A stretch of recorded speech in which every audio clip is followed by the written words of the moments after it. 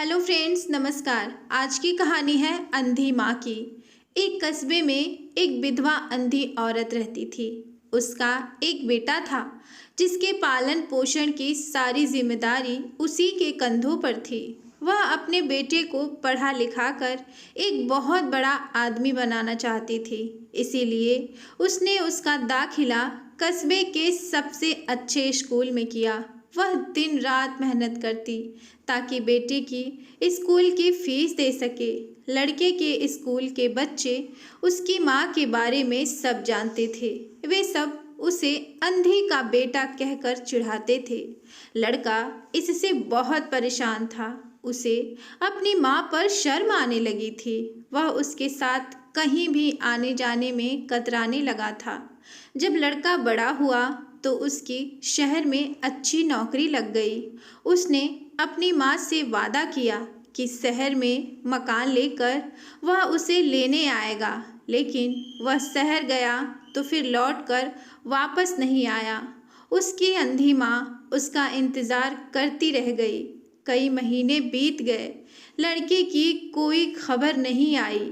अंधी माँ एक दिन बहुत परेशान होकर उससे रहा नहीं गया और वह बेटे से मिलने शहर पहुंच गई। पूछते पूछते वह बेटे के ऑफिस पहुंची। वहां सिक्योरिटी गार्ड ने उसे रोक दिया।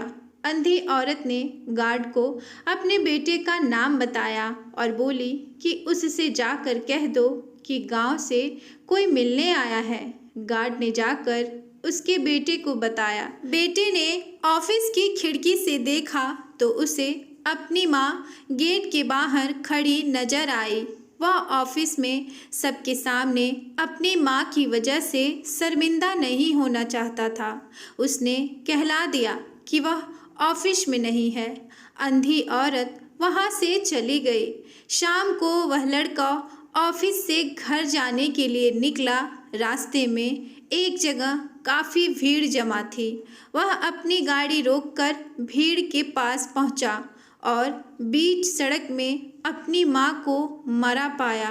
उसके हाथ में एक चिट्ठी थी जिसमें लिखा था, बेटा, बड़े दिन हो गए थे, तेरी कोई खबर नहीं मिली। चिंता हो रही थी, इसीलिए तुझसे मिलने चली आई। तू तो अब बड़ा आदमी बन गया है। तुझसे मिलना अब शायद मुझ गरीब की किस्मत में नहीं, लेकिन मैं बहुत खुश हूँ तेरे लिए। तूने अपना ही नहीं, मेरा सपना भी पूरा किया। मलाल है कि तेरी तरक्की देख नहीं सकती। काश बचपन में तेरी आंखों में सरिया न घुसा होता और मुझे तुम्हें अपनी आंखें न देनी पड़ती, तो शायद तेरी तरक्की अपनी आंखों से देखकर सुकून से मरती। तेरी अंधी माँ। ये पढ़कर लड़का फूट फूट कर रोने लगा। जिस अंधी माँ पर उसे शर्म आती थी, उसने उसके लिए कितना बड़ा बलिदान किया था।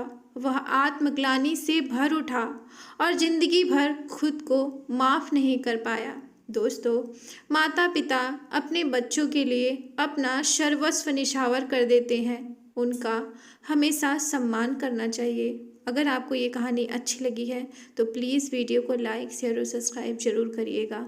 धन्यवाद।